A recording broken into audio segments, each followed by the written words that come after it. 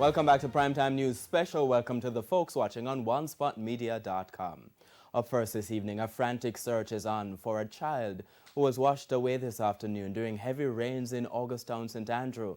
The search for the 7-year-old boy involves the police and several residents. Councillor for the Pepin Division, Venetia Phillips, spoke on RGR's current affairs program Beyond the Headlines earlier this evening.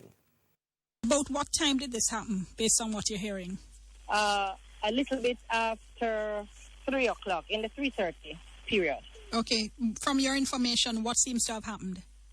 He, along with one adult and a couple of other kids, I was trying to establish whether 3 or 4, were coming from what we call Hermitage side, across culvert, if you want to call it that, or a little bridge. And it is alleged that he stopped to look at the water. The adult apparently had not seen that he had stopped at the time until she turned around having crossed. And she didn't see him. When they looked around, apparently they realized he was in the they could see him in the culvert, in the water. Oh, no. Yeah. So about how long before help arrived? Well, based on what citizens were saying, is that they didn't realize until she started to say, he's in the gully, he's in the gully. It might have been about more than 6-7 minutes before anyone realized he was in there. Okay. And by that time, the water had taken him? Had taken him. All right. So about how many people are out searching?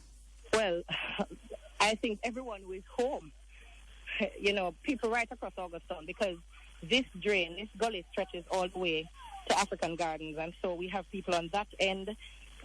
We are up in Lower Goldsmith Villa. We have people towards the top of Goldsmith Villa, which is where it happened.